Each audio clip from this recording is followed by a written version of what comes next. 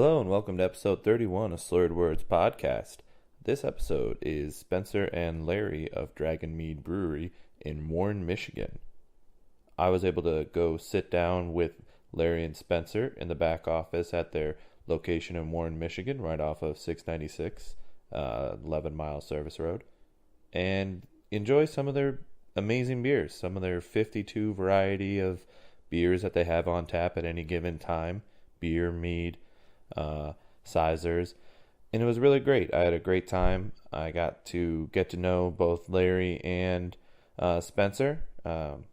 They are only a 3-barrel brewing system or brewery, but that allows them the flexibility and ability to brew so many different styles and flavors of beer and keep 52 different beers on tap at a time, which you don't really see at many breweries in Michigan or from what I've seen throughout the country.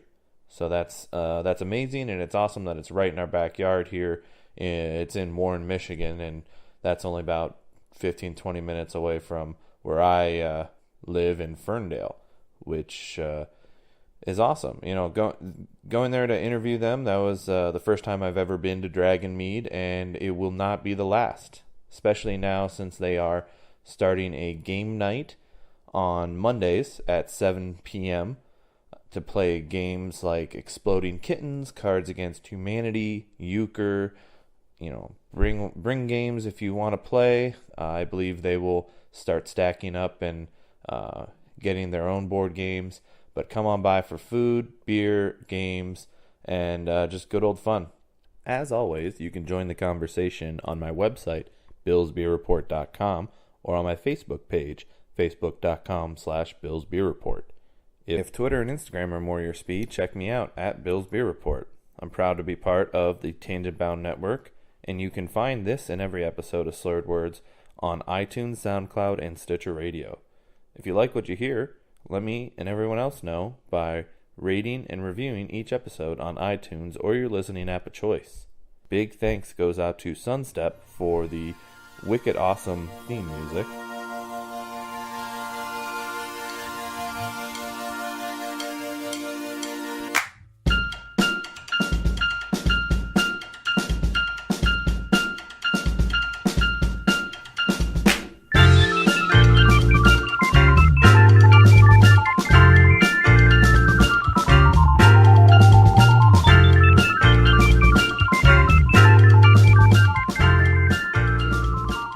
Are you guys ready to begin? Whatever. Yeah, everyone has a beer?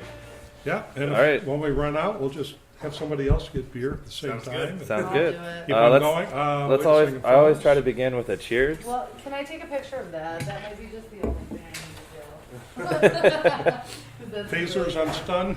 Oh yeah, hold on. Oh yeah, some stuff. Down. That was really thoughtful of you, Larry. Oh,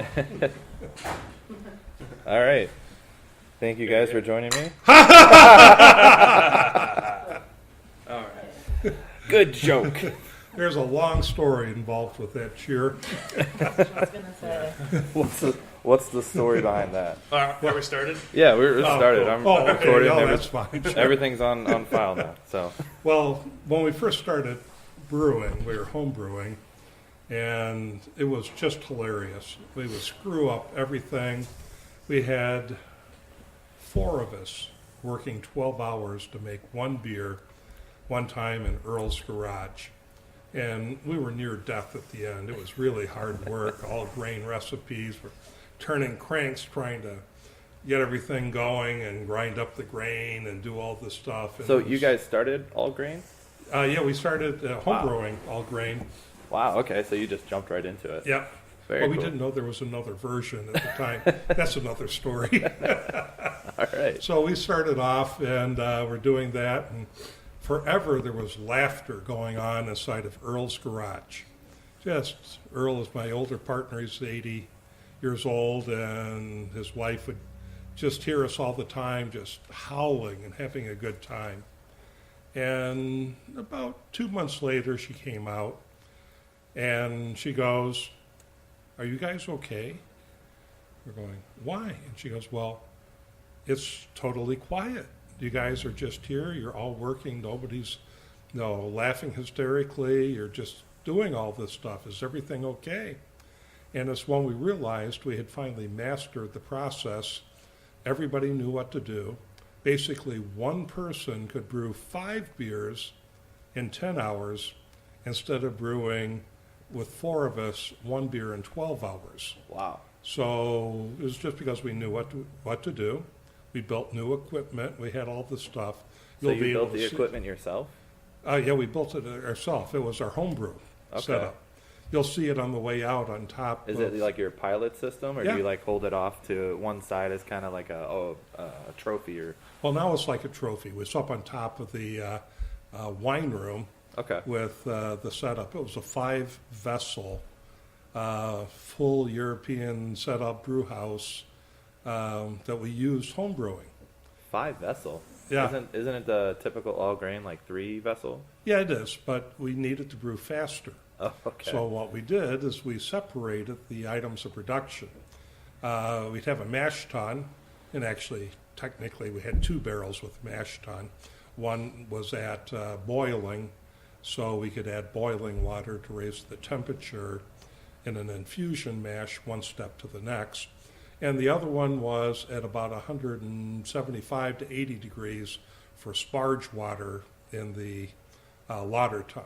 Okay. But in the mash tun, we'd have a vessel, and then we'd have a lauter tun next to it. We'd take all the grain in the mash tun after we went through a 3-step process, both those days, an acid rest, a protein rest, and then 1 or more saccharification rest. But then we would go into the lauter tun, put the sparge water in, and we'd start filling up a boil kettle. At the same time, we'd also have the mash tun reloaded, and we'd have another beer going through. Already have another beer set up and ready Already to go? set. So while that other beer's boiling, the lauter tun with the second one is pouring into the second boil kettle. And that way we had a second one going at the same time. It's not boiling yet, it's just filling the boil kettle. So conceptually, we thought of it as the lauter tun and 1 boil kettle were part of the same unit, and then the other one was for boil, but we'd swap them back and forth. Then we had a whirlpool. We'd come out of the boil kettle into a whirlpool. It would have a convex bottom on the bottom instead of concave, and we would inject water in the side. It would circle around and have a chiller on the inside. In 5 minutes, we would be from boil to pitching temperature for yeast. And it worked just out a lot. And as we went through that process, every day when we screwed things up, Earl would make a new piece. So we ended up with things as strange as our boil kettle we went out to lunch, Bill and I did one day, and the boil kettle had a toilet bowl piece, the old copper floats that used to be on the inside. Yeah. And he had built a top on it with gradation so we could see how many gallons were in the boil kettle. And since there's so much steam, you could never see how much wort was on the inside of the boil kettle. So we'd know exactly when to cut it off by the lines on top sticking out with this toilet bowl float. Which may I interject is a piece of technology we use to this day.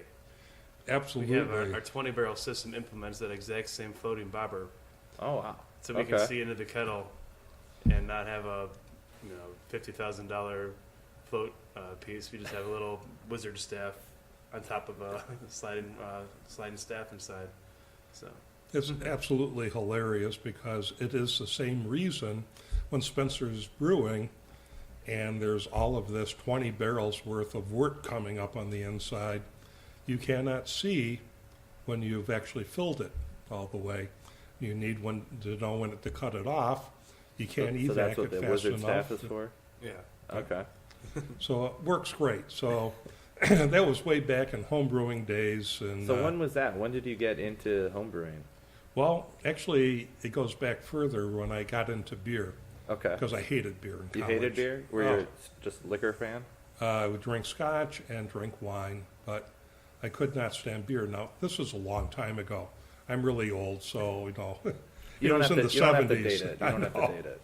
It was back in the 70s, and in the middle of the 1970s, as we were doing all of this stuff, when I first liked beer, I'd gone to England and was in York, England, and eating lunch in a pub. And I was told, you really should try an English beer while you're in England. So I proudly walked up to this poor lady behind the bar, in my wonderful Yankee accent. I told her in no uncertain terms, I would like a beer.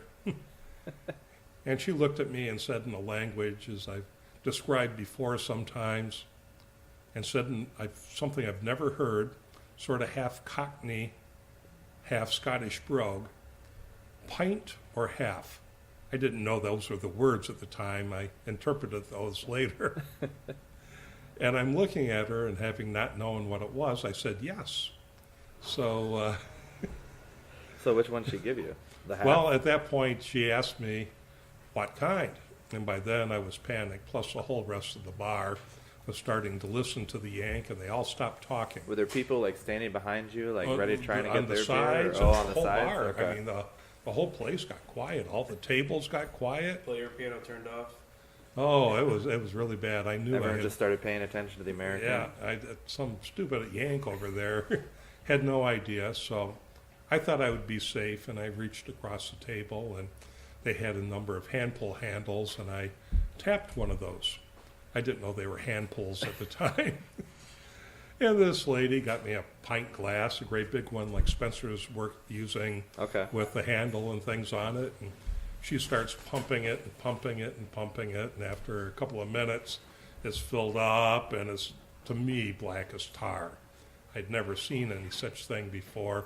And of course, it's warm, about 65, 68 degrees. Yeah. And then it's sitting there with no CO2 in it and the whole bit. So I it didn't had, really look like any beer you had seen up until then. no, I had never seen anything like it. So what I did is smiled and paid her, of course, and turned around, and I'm sort of thumping myself on the forehead and saying, God, I wish I had asked her which one had beer in it. And in the meantime, I'm drinking this stuff, and I go, wow, this stuff is really good. I wonder what their beer tastes like. So you still had no idea that you No were drinking idea. a beer. By the time I left Europe, I loved beer. I realized At what point did you know it was a beer? it took about 20 minutes. 20 minutes? Yeah. And other people were starting to come up and talk to the yank and, asking questions and things. And Now, what do you think when of? you're in England, is being a Yank like a big thing? Like, oh, look at that American over there. Like, I've traveled abroad where I'm the only white person, and it's obvious that I'm not from around Right. there. But I guess in England, it would only be the accent that would tell. It was only the accent. This was in 1977. Okay. Another 100 pounds. Yeah. North or south? 200 pounds. A brewery doesn't help you with that very much. So we had all this stuff going on, and it was basically the people in England had no problem, but they were so interested because they knew our beer. We had only American Pilsen and American Pilsen Light. So we had, Bud Miller, Old Milwaukee, Labatt Stroh's. Actually, Labatt's was pretty much out. We didn't even have Corona and Labatt's and Molson to speak of Wow. most of the time. And, it was all the same stuff. And that's the thing I could not drink. And it never occurred to me that I could not drink it because I did not like beer. I just don't like one style of beer. Yeah. You don't even like the one we do of that. No, I don't not even a drink fan our of your own. own It's called Pilsner? Angry Dragon. Spencer brewed this. Why don't you It's, tell them about it's a the... pre-prohibition American lager. So this one So what does that mean? Pre-prohibition? Is that it's what specific- Stroh's would have been like before the before the Volstagg? yeah, Okay. and before the whole beer price war started to happen. Okay. So it's a very light, about 3.8% or so. Just enough Saaz hop in the very back to know that it's hops, but very chuggable if you really wanted to for some reason. And we made it in response to I can't bring Final Absolution most places that we're going to be doing something active. You know, you can't bring it to a rugby match, can't bring it on Salient or something. Right. The whole crew is going to be smashed by the end of the day. Right. One or two Yeah. Final Absolutions and you're... Exactly. So I leave that on shore, and I mean, I will drink Angry Dragon all day and be fine. So I just didn't want to bottle that anymore. That's so cool that you actually had the power to like do something It's about like, it. well, I'm going to make a light beer that I like. So Spencer, how did you get into brewing? Well, Were you working on the same 5-vessel system? Or? I was a little kid running around at that time. Okay. You know, trying to crack open the fridge and get a root beer here and there, and sometimes getting the wrong one. And with the There's a lot more to the story he's going to tell you. Yeah, He was 10 years old when he did his first yeah. all-grain recipe. 10 years old? 10 years old. I was, you know that like take your kid to work day Yeah. kind of thing. Yeah. So that was mine. I came in and I was taken out of school to go. I kind of designed Lancelot's Cream Ale is a beer that we have now. It was originally Lancelot's Pale, and I made a slightly lighter version of that particular beer, a working class beer. Okay. That's kind of cool. So Spencer's working class There you go. was the idea because I was working when I should have been in class, and so you know, designed. I knew kind of what I wanted, but my math wasn't really good enough to do much with it. Wait, at But- 10 you're sitting there designing Well, I this knew beer? what I wanted. I wanted something a little bit Oh, lighter than a regular okay. pale, so we kind of designed it. And well, instead we'll drop the grain down a little bit. Obviously, I was helped with the calculations because, Right, okay. Not you're- much. not much, but helped a little bit with the calculations, and then from there, from there I was fermented everything after brewing the beer, and then boiled off the alcohol in a double boil. Okay. That allowed me to, make a non-alcoholic beer, which I replaced the alcohol parts with water, so it's kind of a watery thing, but whatever, it's NA beer. I force carbonated it and bottled it and gave it to my teachers a couple weeks later. You didn't get in trouble for bringing a beer It was not paraphernalia? It, And I it was a gave- private school. Yeah. So in a public school, they would have Maybe. kicked them right out. I mean, I used to make bread all the time for the teachers. Okay. I did the first couple science reports I've ever done in like a science fair. I've done about wine producing, and Wow. so I was 8 years old. So you talking were kind about- of born and raised into... I was raised as as a... this is the industry. yeah. Okay. So, So when you were going through high school, were you working here? Were you... yeah, I started bar backing when I was 16 Okay. here, and before then I was doing other odd jobs like sitting here with the toothbrushes and TSP cleaning the grout. So, it looked like a toothbrush, it was a little wire brush, but Yeah. I started actually bar backing, getting a real check when I was 16. Okay. And after that, started bartending at 18 when I legally could. Right. And as well as washing kegs and bottling. From there, I realized that we had a need. We finally got our wine license approved, which that's another story altogether. All right. That took years to get done.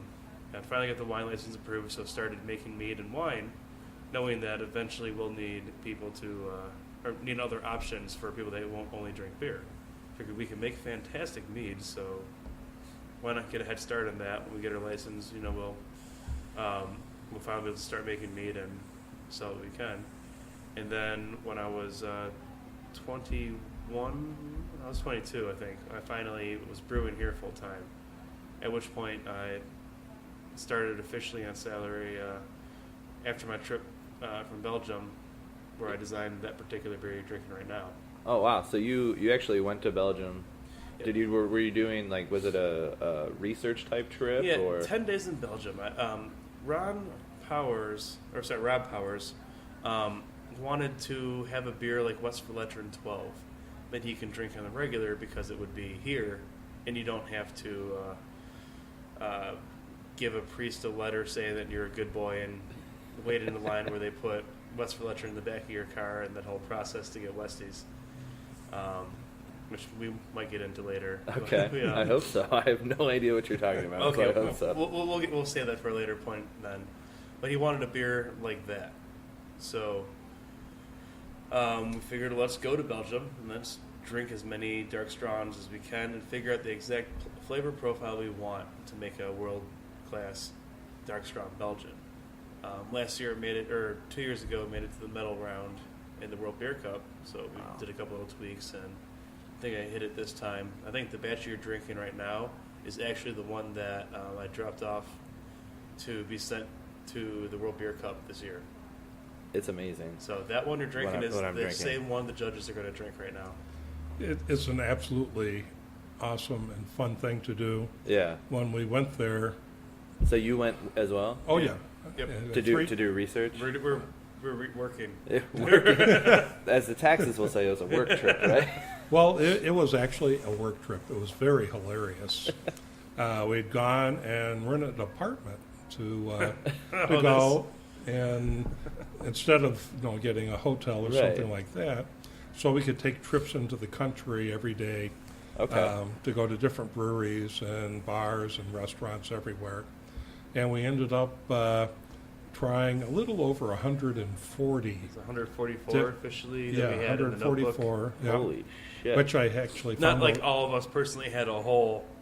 Right. It was it was one bottle. You sampling, kind we of were sample trying. it, but still, split it that's 3 ways every time and I mean, try each of these. Probably the last 3 of every night were kind of useless to try, but I mean, Yeah, we it's tried. humorous looking through the logbook. The first one has a full page of description.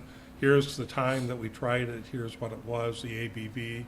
Here's the brewery and the whole bit, and all sorts of notes through it. yeah. And the 8th beer of the day is a smiley face. It tastes good. Make it like this. That was good. Really yummy, I think. which worked really well. Pairs well And with potato chips. so we ended up finding 40 beers that we liked the best. Okay. And Spencer's favorite spot was by the Street of the Butchers. Wasn't Yeah, it? it was along the Rue de Boucher, right next to the Jennikin Piss. Are you familiar with the Mannequin Piss? No. The Mannequin Piss is a little statue in Belgium of a little boy peeing. Okay. It's a fountain, and there's this whole I thought all society fountains of the were Mannequin like Piss. men or boys peeing. Yeah.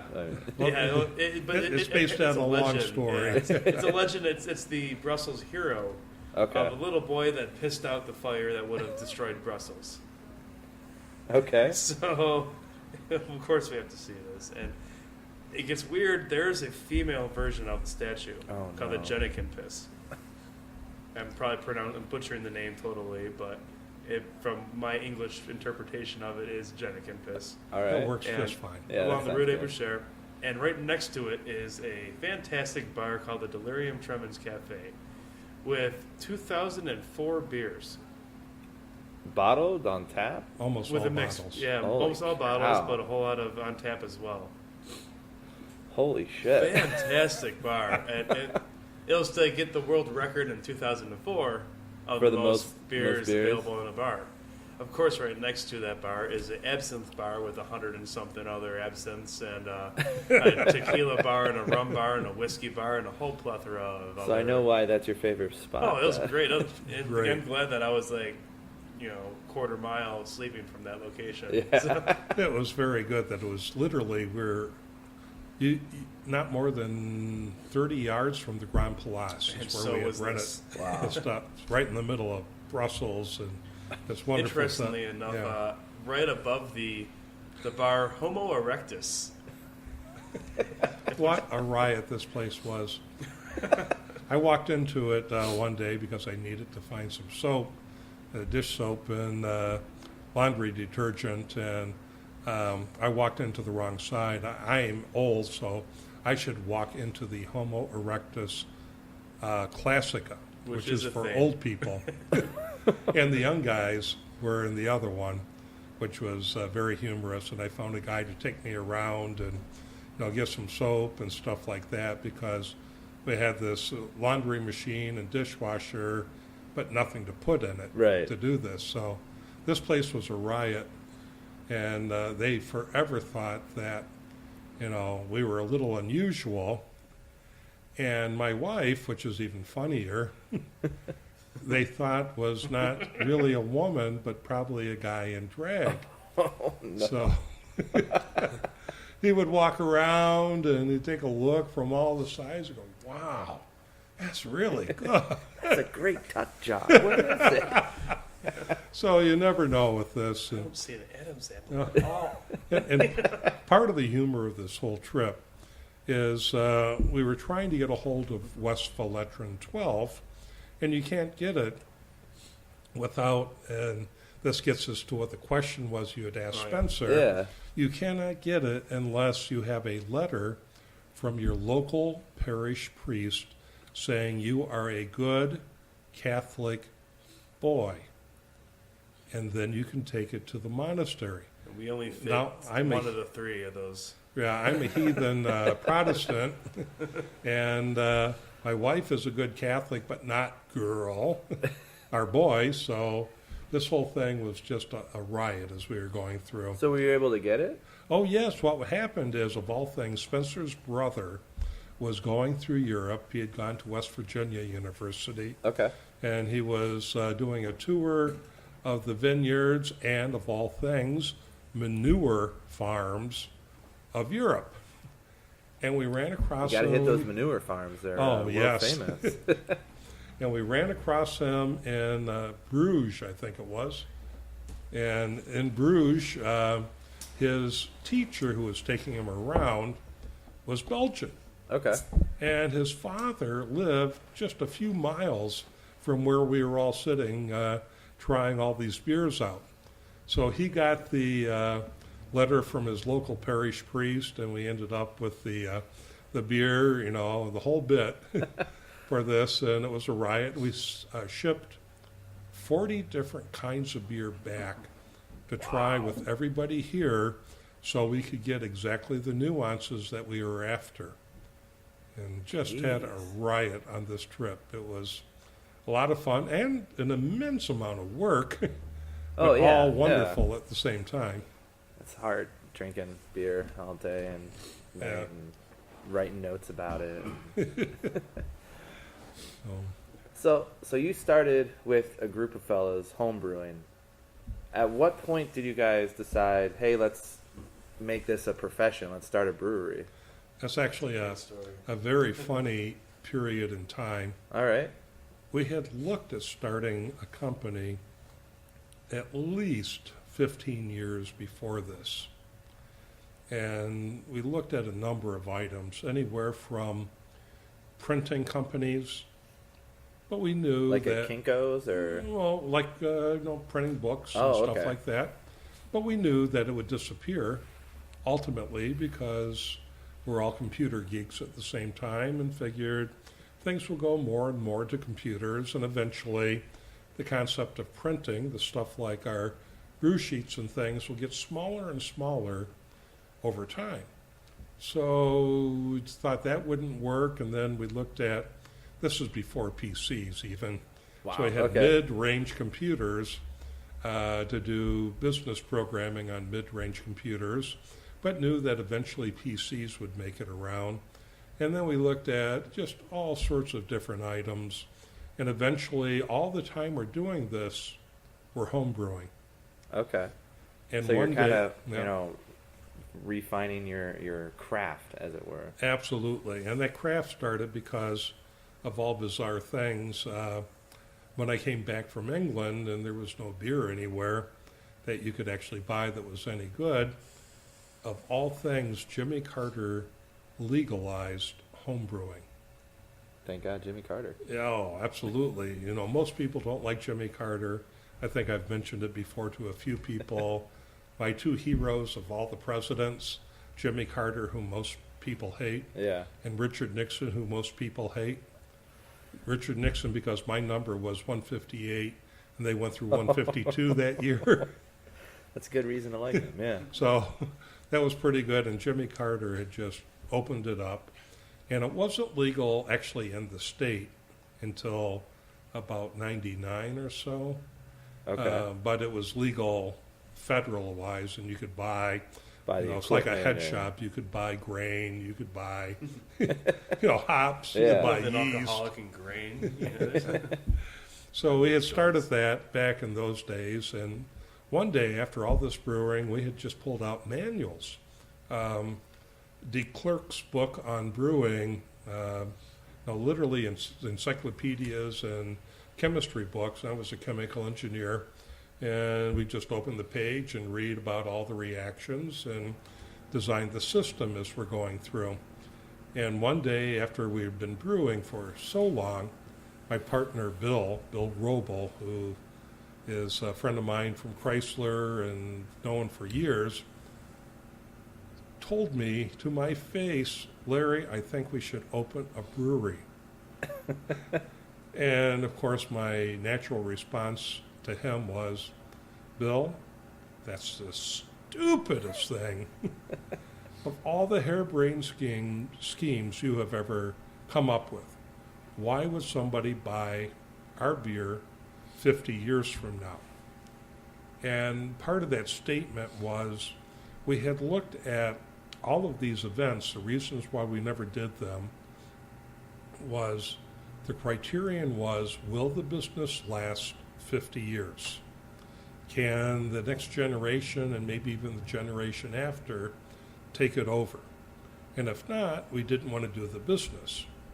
So all of that was what would make it last 50 years. It was painfully obvious even then that there would be more and more and more and more breweries coming in. So we had to find that particular niche that nobody else would really care to go into, or not many at least, long term. So we went out and we started that day and we went to Ticonderoga at Sylvan Glens golf course and just watched people drink. And afterwards, Sober? Pardon? Sober? You weren't drinking either? Well, we drank a little bit, but we were really just taking notes. Okay. And then we talked to the bartenders, and we do all this kind of stuff. And the next day we'd go out again, and the next day we'd go again in different places. And eventually we figured out that there's a weird niche that nobody will ever go into. And that's the incredibly over-the-top, high-quality, tiny batch. You can make literally a tiny batch for a restaurant. A normal restaurant only uses maybe half a keg a week of any premium style beer. It's not really a vast market of mass-produced beer. This is a craft item. So that wasn't very common, was to go through so much beer. If you made a beer, Bob's brew house beer, for your own bar or something like that, what we would end up doing would be making it 6 kegs at a time, or 3 barrels, and you would be able to have it for as long as it lasts. Beer only lasts, 90 days, depending. Well, Sin Eater might last 2 years, but and Crown Jewels might last a year or two. But generally, beer only lasts 90 days or so. So that was the idea. We'd go through that, we'd do that, and that's why we designed this incredibly bizarre 3-barrel system, 6 kegs at a time, based on our home design. We'd been talking about doing all those beers. So we do the same thing here. We import 75 grains or so. This year, I think it was 77 different grains from 7 countries. Anywhere from 15 to 22, 23 yeast strains, depending on the year, of different types of items. I don't even know how many hops anymore. Oh, geez, there's so many new varieties now too, though. Yeah, they just keep on adding for on. American varieties, we're kind of branching out even more. But it's 1, 2, 3, 4, 5, 6. It's at least 25 that we have on hand at all times, plus an additional about 10 that we rotate through for different things. So just an immense amount of different kinds of things that you might do. So that's how we decided on this niche, and to make it just so over the top and all kinds. Literally, our objective is make every single beer sub-style made in the world, about 140 this year for the World Beer Cup, have them on tap or available anytime it should be available, meaning everything except Christmas ales and pumpkin ales and stuff like that would be available all the time, and have each one of them considered a world-class example of the beer.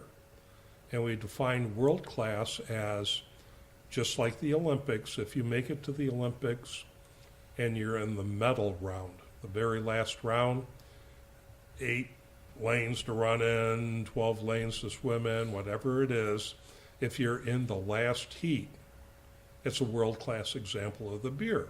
So do you submit all of your beers to the World Beer Cup? No, we're only allowed to You're submit only- like 4. We've had 28 of them make it to the medal round. But you can only submit 4 at a time. It used to be a lot more than that, but such a high saturation of craft beers in the market Okay. dictates. Yeah. So do you? So the ones that have made it to the medal round, do you consider those recipes like done, like set in stone? There's a little bit to do with all of them. Certain things like a slightly higher carbonation level can make the difference. At that point, it can also be just the will of the judge. Okay. So which one thinks that this is a better example? Certain styles, dark strong Belgian, for example, has a very wide breadth in what's acceptable. Sinator is at the one end of the spectrum of being some of the most caramely, highest alcohol, lower in the hop spectrum, and a lot really high in that kind of molassesy stone fruit kind of a cherry like phenol you get. And some dark strong Belgians look more like Belgian doubles, and they're acceptable in that style. So that's, it depends on the will of the judge and how many judges think they like it that way. Same with Final Absolution. Belgian triples are a kind of a wide category too, but at least they got to be clear, they got to be kind of light, and they got to be fairly high in alcohol. Where the phenols come in at the end, that's up to the interpretation of the judge. But certain categories are really strict. You look at the English milds. Scottish strong ales, things along that lines are very to a T what they need to be. And so we might realize, okay, under the kilt to be heavy, that's spot on, that's what we need to do, we're fine, we got a medal in that, the World Beer Cup, we're good. But as long as we keep it just as good or getting better, but it'd be hard to get better than that one. Hard. So you gold medal with that, or we gold medal with Final Absolution and the English mild. Okay. The Final Absolution was a very humorous item with that too. I had lived in Belgium for a while and worked for Chrysler, and had spent some time there and fell in love with 2 beers that always win, Westmalle Triple and the habitual winner, Affligem Triple. Yeah. And I loved them both and sent back some of these beers to Bill and said, we need a beer just like this. It needs to taste like Affligem, but with the Westmalle yeast strain. And we talked about it. And what made it funny is we tried year after year, every 2 years, because it's held like the Olympics every other year. And we would submit this thing, and we'd just miss. And so we'd have a group of high-level judges come in, and they'd try 8 beers at a time. Rex Halfpenny, our favorite from the Michigan Brewers Guild, and Michigan Beer Guide, the magazine he did. The guys who trained him would come and go through all this stuff. And one of the recommendations was the color is just a fraction off from Affligem and Westmalle, and you want to change this color. And we made that last move, and that year the beer won the World Beer Cup over Affligem Triple and Westmalle. They couldn't Triple. have been happy about that. They were not. And it was just as simple as switching Daneman's Pale to Daneman's Pilsen as the base malts. Tell them about the preceptor. Oh yeah, well the notes given for the from the judges was, is this Affligem with a Westmalle yeast strain, or is this Westmalle with an Affligem malt bill? And they're trying to figure out which one of these two breweries was the one that brewed this particular beer. Oh, so they thought it was one They of thought it those was two. one of those two as Okay. well. Yeah, because they don't know. Yeah. Once they know, they would never select you again. Yeah. They're Belgian judges. All the beers are judged. Yeah. Now, did the judges feel embarrassed afterward? Like, not embarrassed, I'm but not like, sure. you didn't select a Belgian, beer coming from Belgium for that category. Well, it was in Belgium too when the World Beer Cup took place that year. Oh, so it was a It was win home turf. on the home turf. Man, how'd they let you guys get out of there alive? Well, Larry has a little bit about that. It was actually very hilarious. I had a number of friends emailing me and saying that the country is in mourning because this brewery in Warren, Michigan beat the two, and they are wonderful beers. I absolutely love, as most of your listening audience will, these beers. I got a couple in my fridge.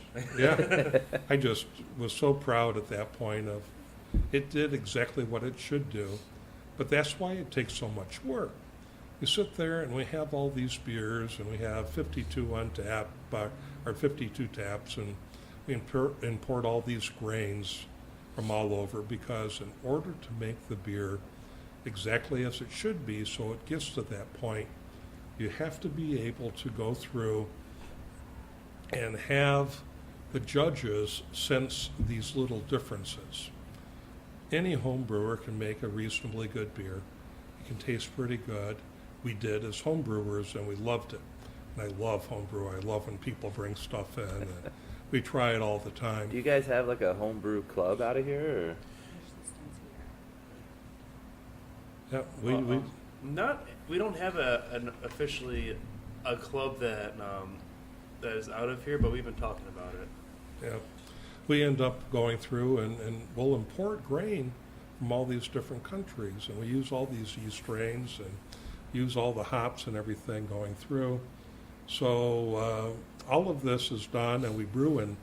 We'll do, if you need a German beer, it's done in a decoction or American step mash or whatever it is it's required to make that beer exactly as it was when that beer was most popular.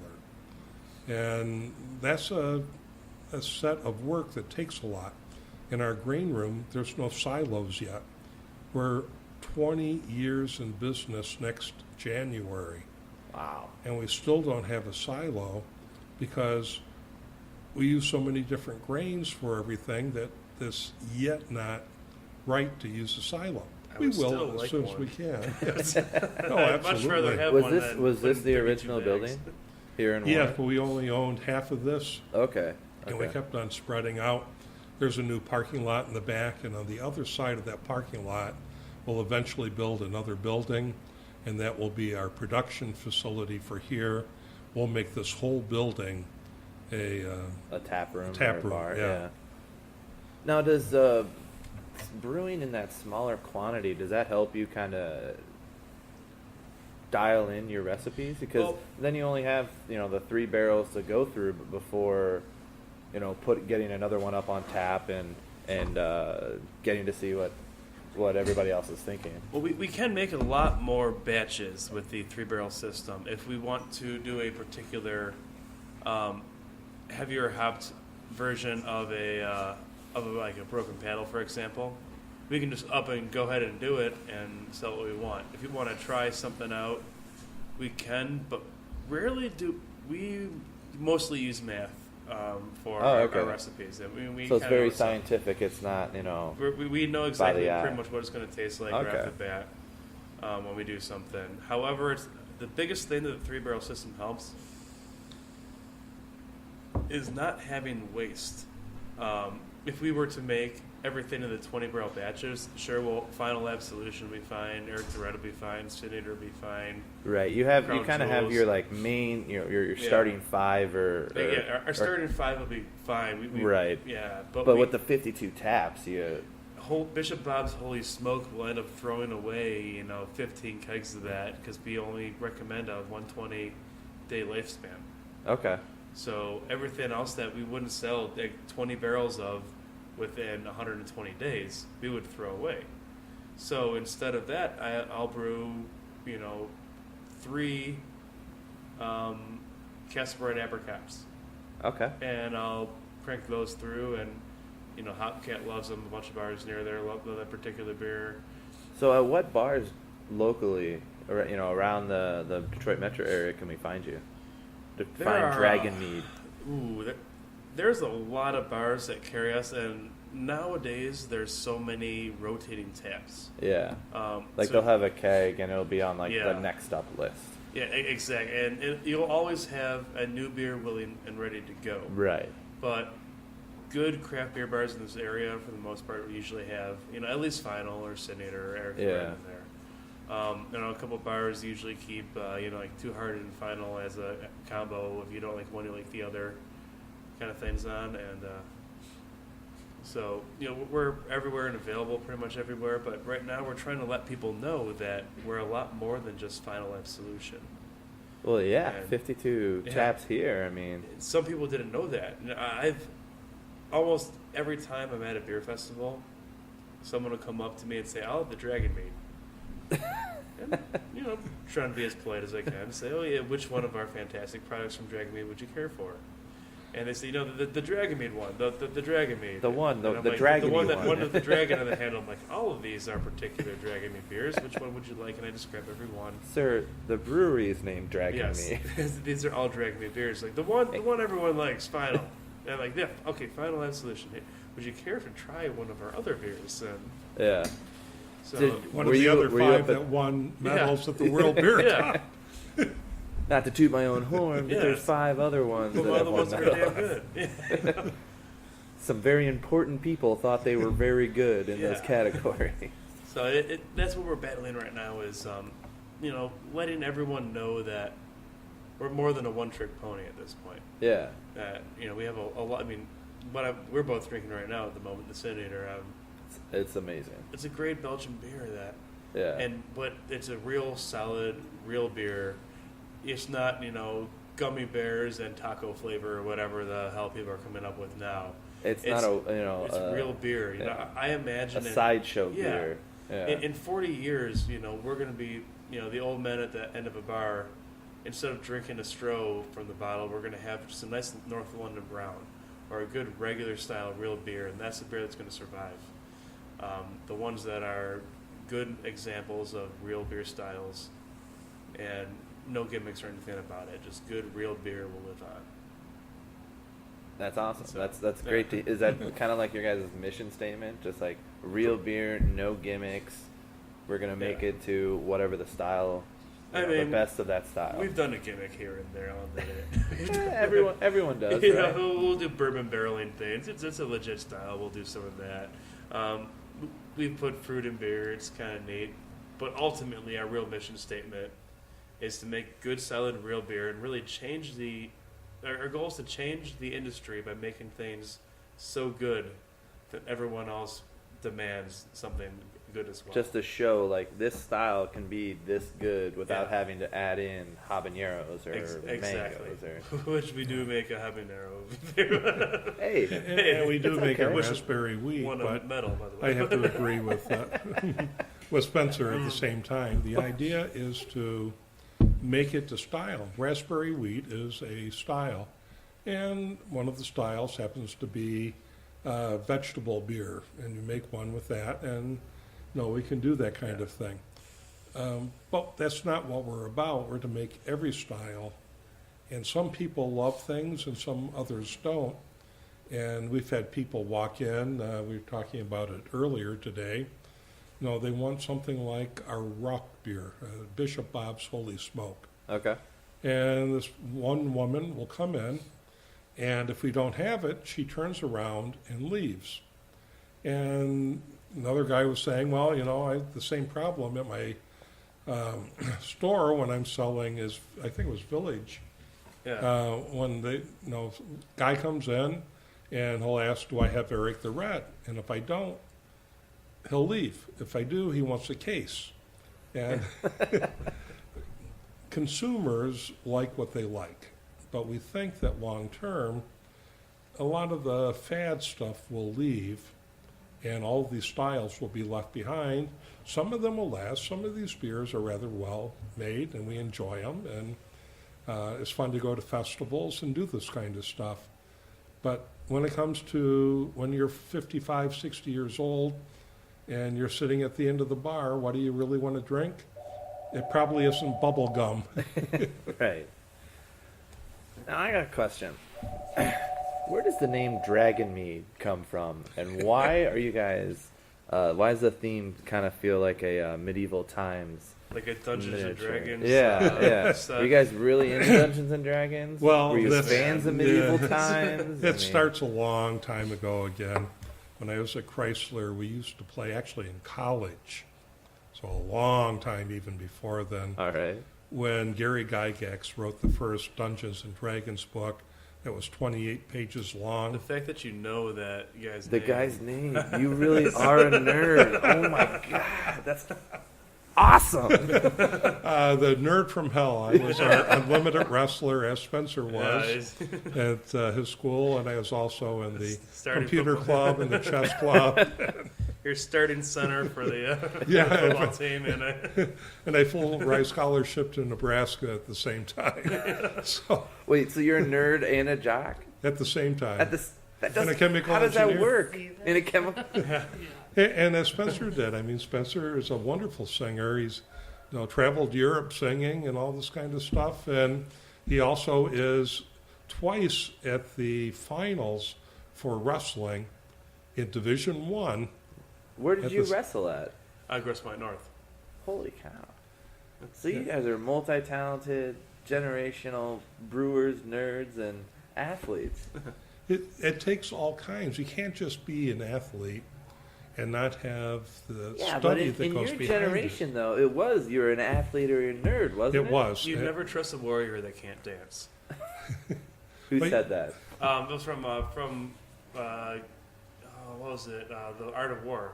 Okay, Yeah. so was it Sun Tzu? Shu, yeah. Yeah. Never trust a warrior that cannot dance because he's just all battle and no creativity, no soul to it. And you do. You need a variety of background. And that's why the chemical engineering was so good.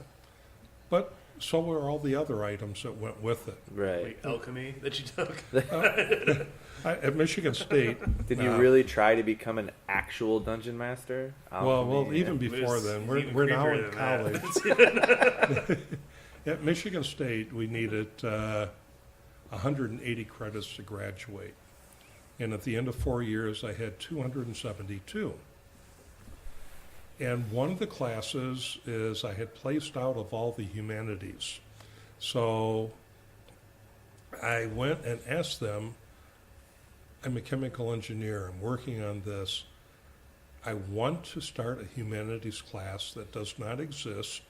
I want it to be on alchemy, to learn the humanities side of chemical engineering, because there's always other sides to everything that you're doing. And I was the only kid in the class. They gave me a professor, and we went through this thing and developed the So whole was it more of class. like an independent study? Like It was like you, an you independent went off and study. did your thing, and the Yeah. professor was just like, "Yeah, I'll sign Yeah, whatever okay. paper Still you're got gold. doing." Hey, you're the best in the class. Every Tuesday and Thursday not a we would curve. meet together, and he'd go, you may want to look at this. This was really cool, and it was just a wonderful, wonderful How time. many hours a week was it? I probably put in 10 hours a week in that. In your independent study, you put Yeah. in 10 hours a week. I mean, Oh, yeah. there's gold in them hills. Oh yeah. Jeez. Oh, Man. I'd have to go into the old stacks, and you know what it's like in an old stack.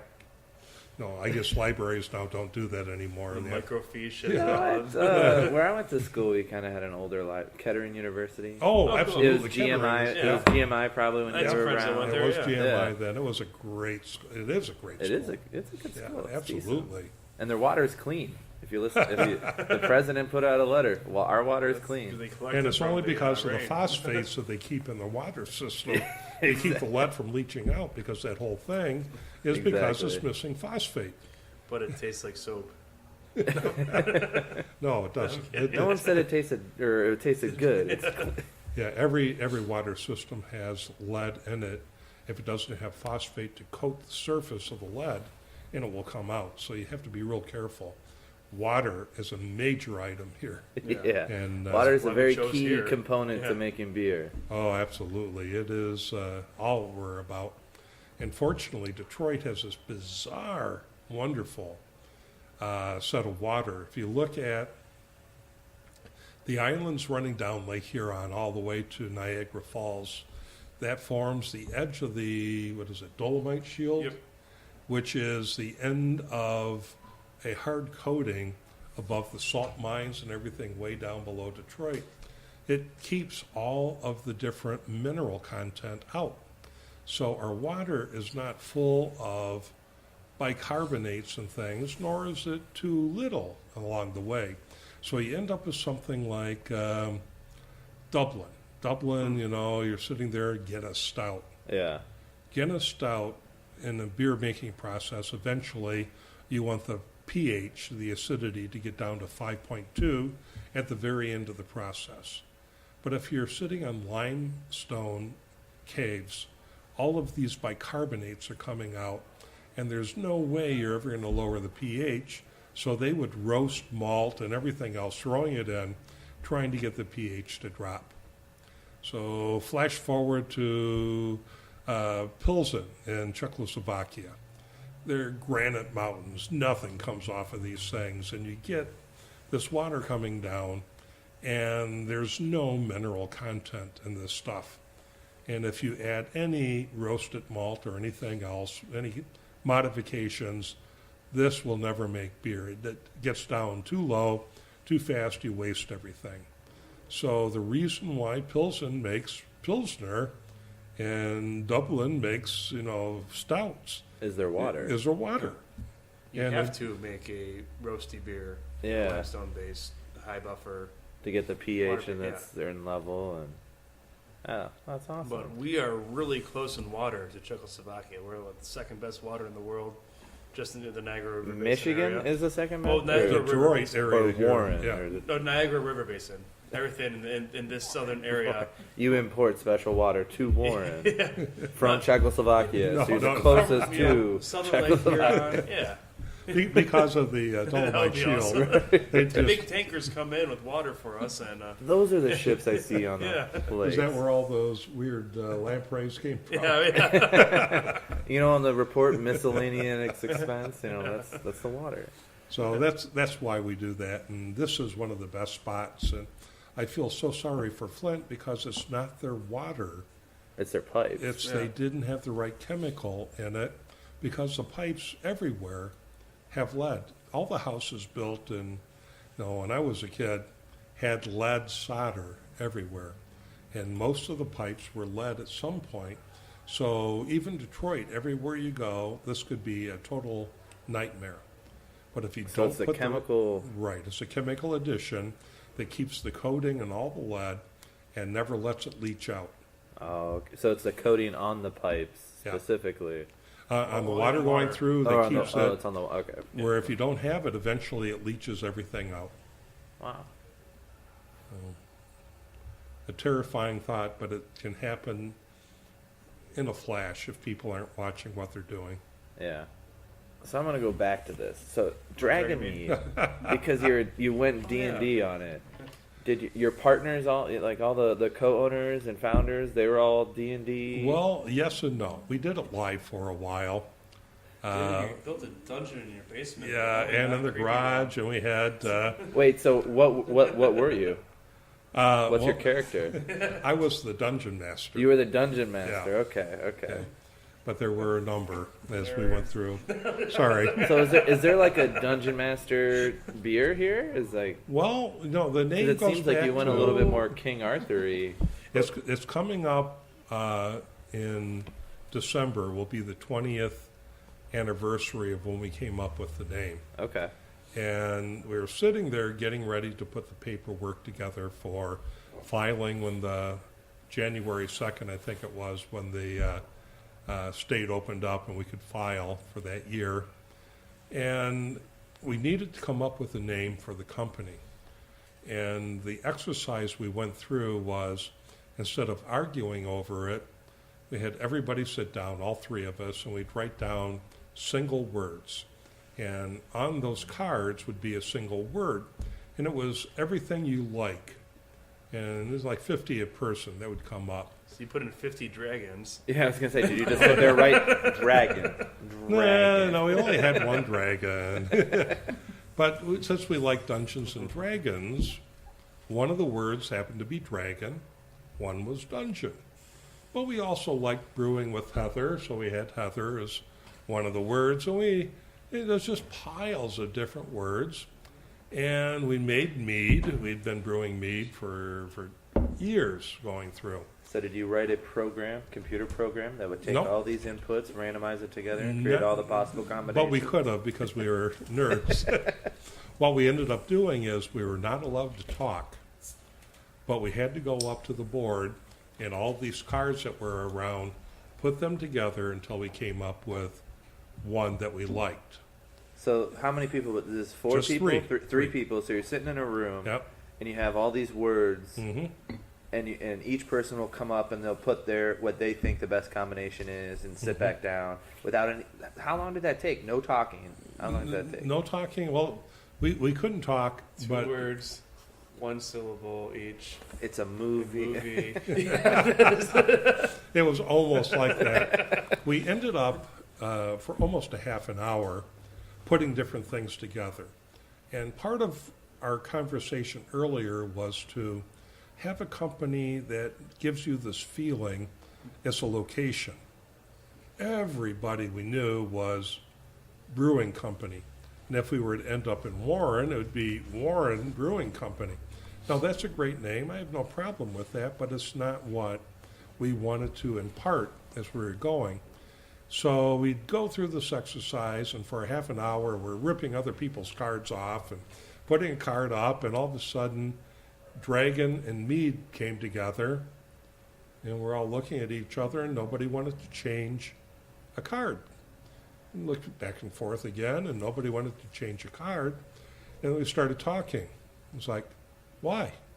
Well, it seems like a place, Dragonmead. It's a place you go to. It's not brewing company or anything else. It's like a location that you're going to. It's like Heatherdale. Or Heatherdale was one that... Shirebrook or Yeah. something. It sounds like a city or a little Nottinghamshire. town. Yeah. Wait, so was this a complete act? Like, you guys are throwing words around, and was it an accident that it kind of came up there?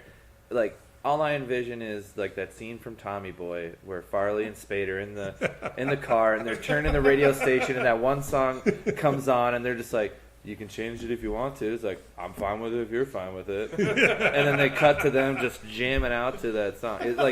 That's what I envision in this whole naming much process.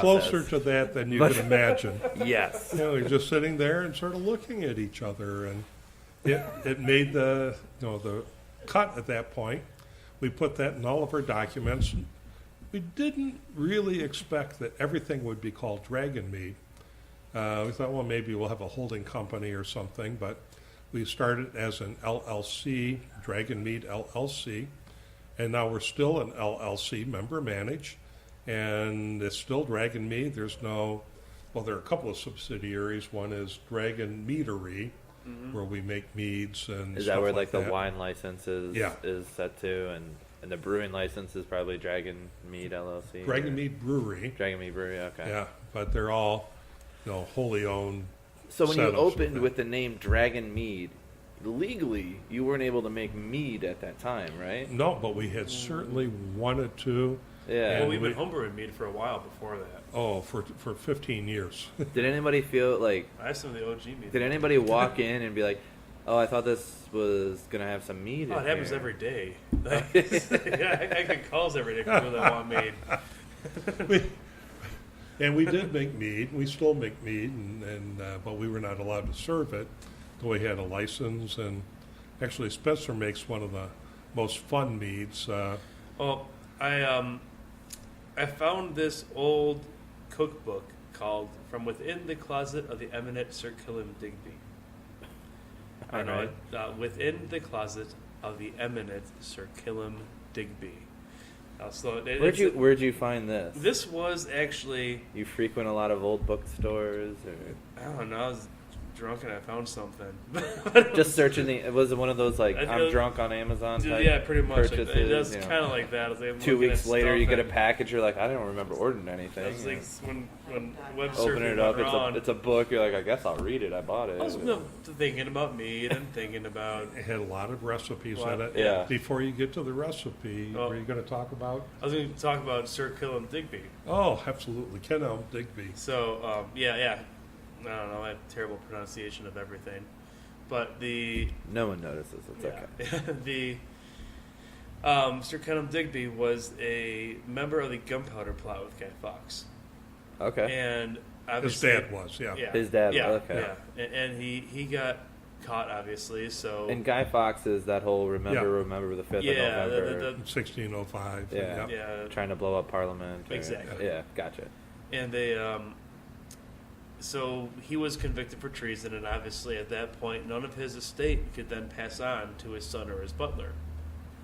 So to make their fortunes, they went in his closet. Sir Killam Digby was an excellent cook, an excellent chef, and an excellent mead maker. So they made the first book of cookery ever, and inside that book was a particular set of recipes. One was an excellent methylene recipe, and it said things to addeth honey till it beareth an egg to the breath of a hazelnut. And in my mind, I thought, what the hell does that mean? Okay, So I'm not the only one then. Yeah. I was a little confused. But by you know that. every word that he said, Yeah, right? I heard it. They're Yeah. all English words, and they don't come together to make a sentence at all.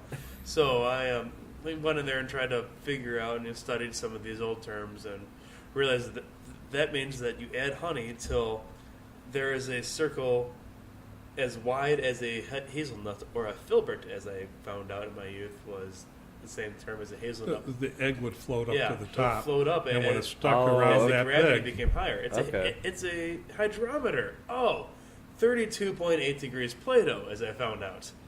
You know, Wait, so you were reading this and you put it all together? yeah, I put it all to the test. Actually, I submitted a recipe to the Tax and Trade Bureau for statement of process, written in Old English as well, and they weren't really happy about Did it. they write back and be like, knock that shit off? It was just like a no.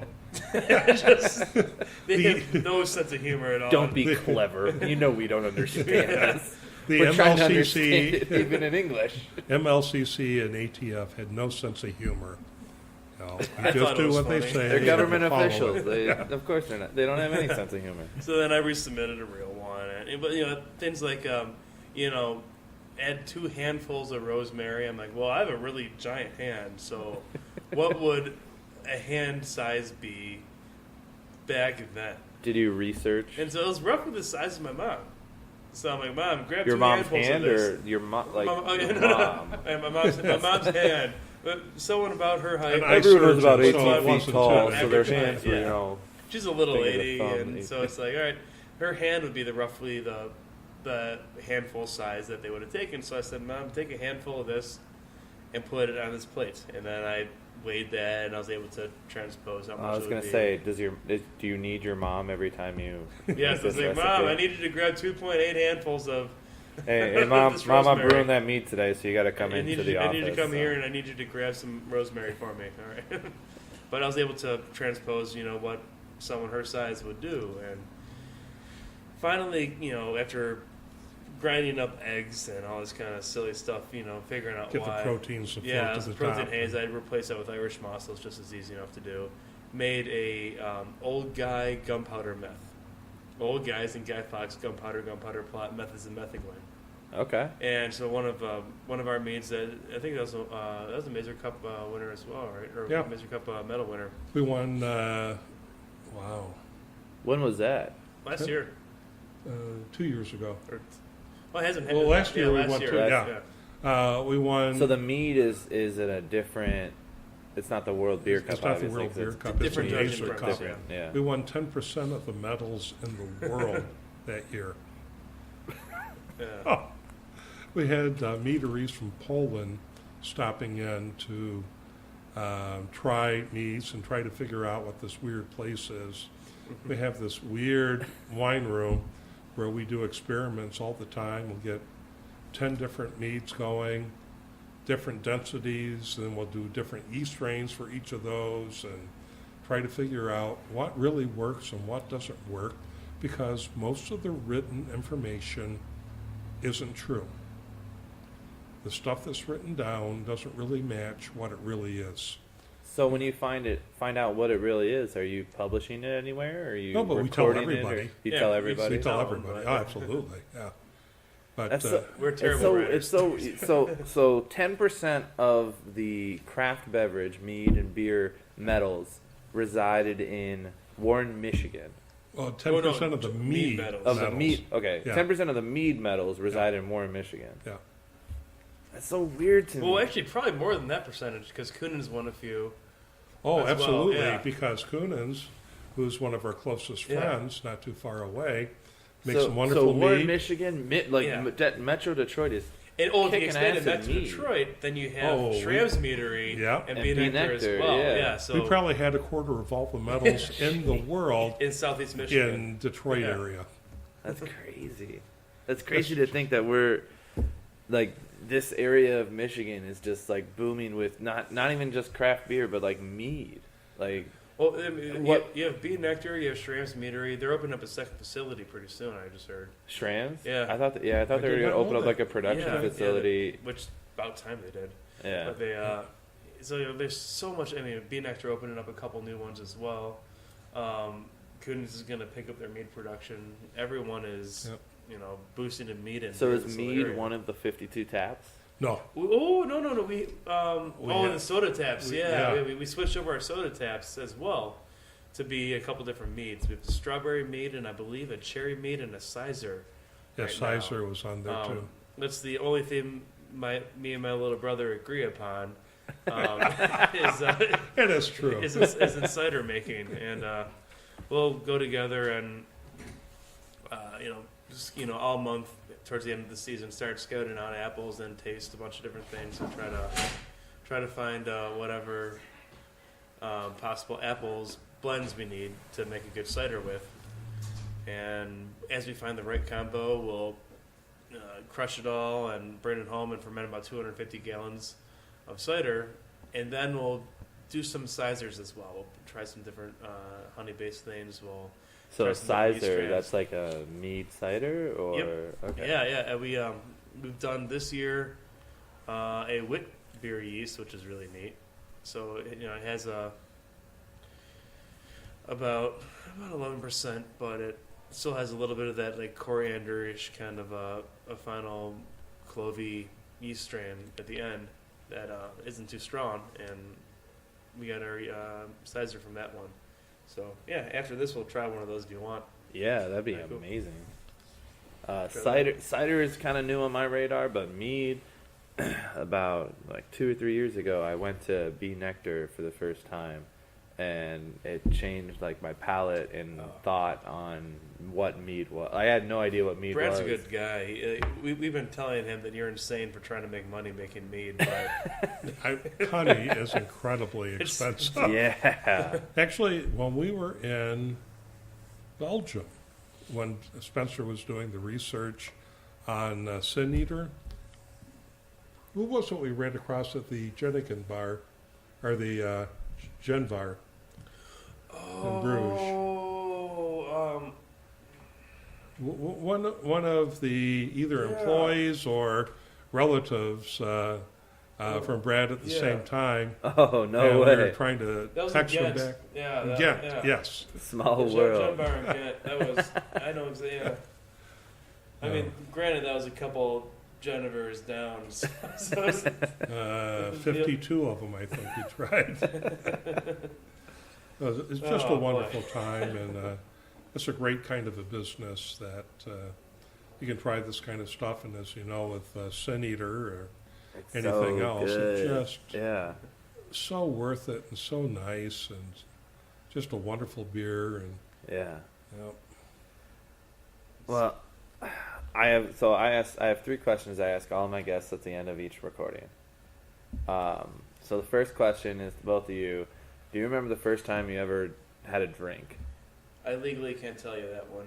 No. It's okay. The No, statute of no, he limitations. can't. No, he can't. The statute of I'll tell you limitations. the I, first- on the other hand, is long past. What is the statute of limitations on that? It's like 10 years. So you're good. Yeah, okay, well, if that's the case, then it would be picking out particular scotches when I was, I believe...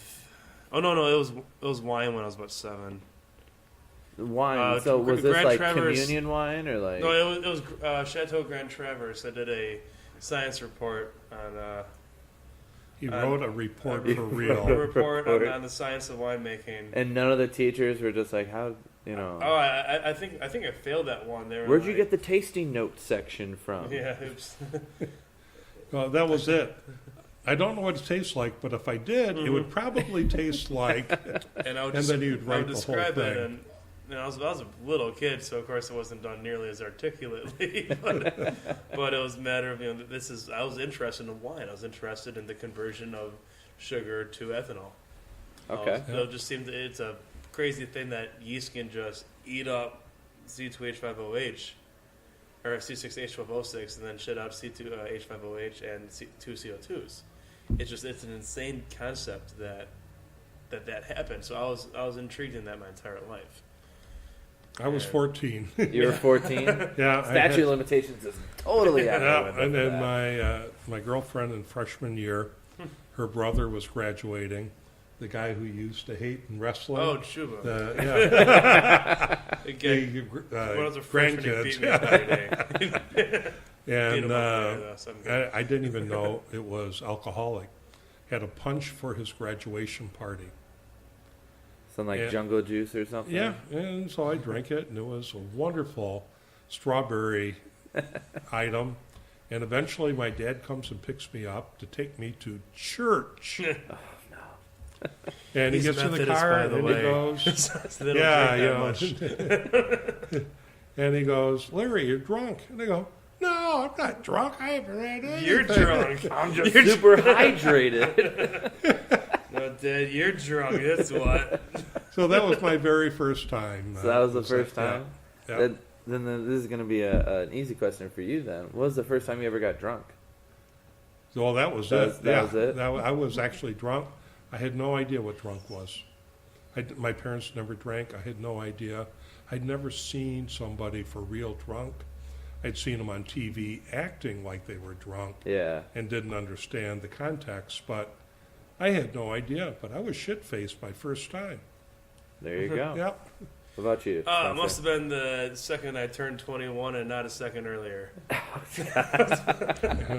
Well put, Spencer. Or possibly if I was in another foreign country where the... Oh, where it was, that's right, yeah. because while we were in Italy, you were Oh. drinking very heavily at 11, Yes. but you could legally do that in Italy. So the first time you were drunk was at 11? Yes, it was one of those places where they give you the jug of wine and you just keep on going up to the... But the jug of wine, Yes. that's for the table, right? Not Yes, for the but it was only individual. him and his baby brother Yeah. when they both were in I that mean, position. you just tell them how much jugs you had or whatever, and they charge you for that. So I had this many. yeah, That's great. And then the last one is, what is so far your favorite memory in the industry that we haven't covered today? So it has to be different than what we've already talked about. Favorite memory? I have to say it was when we were looking at starting, and everybody told us we were absolutely nuts. You know, there's no way in the world you want to do this. You want a 15-barrel system. You don't want a 3-barrel system. All of this kind of stuff. And we talked with everybody. I mean, God, there was fewer than 40 of us at the time. The Brewers Guild was that small at No, that it time? wasn't even a wasn't Brewers even a Guild yet. there, Oh. there's 5 of you when you started. Well, for distribution, yeah. So it was like, no, don't do this. That's, you want a much bigger system. And we're having such a hard time getting the concept across. I agree with them. We want 15-barrel output every time we brew. But we want 5 times the variety at the same time. And it was probably 5 years ago, and one of the originals came and said, I understand now. I see what you were saying. You So do have... it took 15 years for them Well, to... it's a bizarre concept. I mean, Yeah. who would brew 5 times in a day? And that's why, your first question when you ask it, no, why not 3, like everybody else? Why 5 vessels to do that? Because you can get more through, Just right? keep on going, Yeah. one after the other after the other. Ooh, for me, it's a toughie because if it's days that I'm not brewing, I'm out there repping as well. And every time I talk to someone that hasn't had our beer before and loves it, I think that's probably my favorite time. My favorite memories I have of this Introducing industry. new people to the product and just seeing letting their them face know- kind of light up. Yeah, well, letting them be happy with something that I personally made. So is it like your favorite time going to like the beer festivals? The beer festivals, I love. But what I really like the most is personally sitting next to someone at a bar and buying them one of my beers and seeing what they think of it. Okay. Or if I'm here and someone gets to try the whole gambit of it. We had people from Woodward Avenue come by a couple weeks ago, and they never knew that we made more than Final Lap Solution. The people from the WAP didn't know? Yeah, I mean, they knew we had other stuff and all that, but never really it was never tried really it, an option yeah. for them to pick up anything. Oh, we had a great time, and we came by. They must have. I think they must have tried every single beer we had. They looked like it by the time they left, but just having them be ecstatic with everything we made and all the work we put into it, absolutely loving it, and kind of changing what they're going to carry and getting to new collaborative brews set up to work with them. We're going to do a Gruit ale in the future, probably in gin barrels. We're thinking. Very soon with them. Yeah, I'm checking out. So you guys Monday. are collaborating very soon with the WAB. Yeah. Oh, yes. Oh, well, we've been doing collaboration with the web since the '90s. Really? It's been a long time. With a lot of brewers have gone through that place, and so we've been doing all sorts of collaborations for a long time with them. But it's been quite some time since the last one we did, and they're a really, really fun group of people too. So things like that, getting them introduced to the product and letting them recognize what we can actually do. Every day we do that. That's the best memory I get here. That's awesome. That's great, man. I'd like to thank my guests, Larry and Spencer, for taking their Friday night out to talk to me, get to know me, and tell me about their amazing brewery, Dragonmead Brewery. After the 3 questions, I actually sat around and we talked for probably another 2 hours. Maybe that's a stretch. We talked probably for another hour and a half. They gave me a tour of the brewery. Larry talked about his wild and crazy Dungeons and Dragon days at Michigan State, as well as getting into starting to work at Chrysler and doing Dungeons and Dragons there with his boss and other employees. It was really great getting to know them, and I can't wait to go back there to have more beer and to podcast with them again. So make sure you stop by Dragonmead Brewery in Warren, Michigan, and try the Sin Eater. It was one of my favorites of the night.